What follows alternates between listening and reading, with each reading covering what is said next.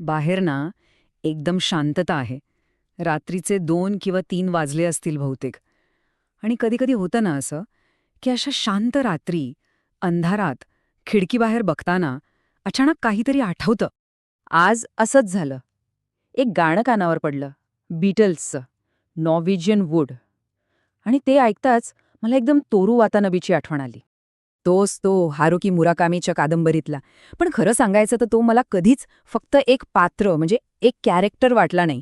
तो आपल्यासारखाच कुणीतरी वाटतो, जो स्वतःला आणि या विचित्र गोंधळात टाकणाऱ्या आयुष्याला समजून घ्यायचा प्रयत्न करतोय.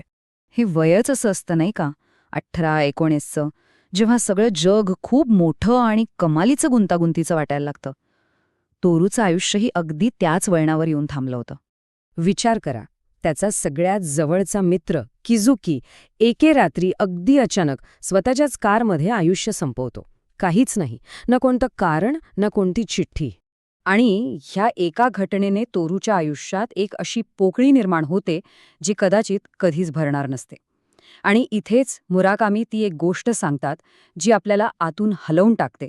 ते म्हणतात, मृत्यू हा जीवनाच्या विरुद्ध नसतो, तो तर त्याचाच एक अविभाज्य भाग असतो. म्हणजे तो आपल्या सोबतच जगत असतो. किझुकीच्या जाण्याने फक्त तोरूच नाही, तर नाओको, जी किझुकीची मैत्रीण होती, हे दोघेही आतून पूर्णपणे तुटून जातात, उद्ध्वस्त होतात.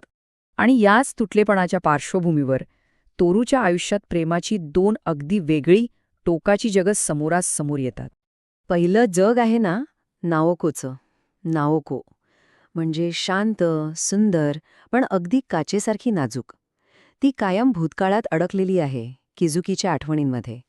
मग ती आणि तोरू टोकियोच्या रस्त्यांवर तासनतास फक्त चालत राहतात, एक शब्दही न बोलता. तिच्या मनात ना एका अदृश्य, खोल, अंधाऱ्या विहिरीची भीती असते. अशी विहीर जिचा तळ कुणालाच माहीत नाहीये. आणि तिला सतत वाटत राहतं की ती कधीही, कोणत्याही क्षणी त्या विहिरीत पडेल आणि कायमची हरवून जाईल. आणि मग येतं दुसरं जग, मिडोरीचं. ती नाओकोच्या अगदी विरुद्ध आहे. एकदम जिवंत, सतत बडबड करणारी आणि आयुष्यावर भरभरून प्रेम करणारी. म्हणजे बघा, तिच्या आईचा कॅन्सरने मृत्यू झालाय, वडील हॉस्पिटलमध्ये शेवटच्या घटा मोजतायत, पण तरीही ही मुलगी हसते, जगते. तिला फक्त एकाच गोष्टीची भूक आहे, असं प्रेम जे पूर्णपणे तिचं असेल. ती तोरूला जे सांगते ना, ते खूपच खरं आहे. ती म्हणते, मला असं प्रेम हवंय की मी जर मध्यरात्री स्ट्रॉबेरी शॉर्टकेक मागितला तर तू तो धापा टाकत आणशील आणि मी तो खिडकीतून बाहेर फेकून देईन आणि म्हणेन, आता नाही खायचंय मला. तरीही तरीही तू मला समजून घेशील. आणि कुठेतरी वाटतं की आपण सगळेच अशाच वेड्या, बिनशर्त प्रेमाच्या शोधात असतो, नाही का? तर ह्याच 2 जगांमध्ये तोरू अडकतो आणि त्याचा आतला संघर्ष सुरू होतो. एकीकडे नाओकोचं ते शांत, बर्फासारखं थंडगार, मृत्यूच्या सावलीतलं जग त्याला ओढत असतं आणि त्याचवेळी दुसरीकडे मिडोरीचं ते उबदार, चैतन्याने भरलेलं जग त्याला खुणावत असतं. पुढे नाओको उपचारांसाठी एका दूरच्या सॅनिटोरियममध्ये जाते आणि तिथून ती तोरूला भेटायला बोलावते. ती त्याला म्हणते, मला 2 वचनं दे. पहिलं, तू मला भेटायला येशील, आणि दुसरं, मला कधीच विसरू नकोस.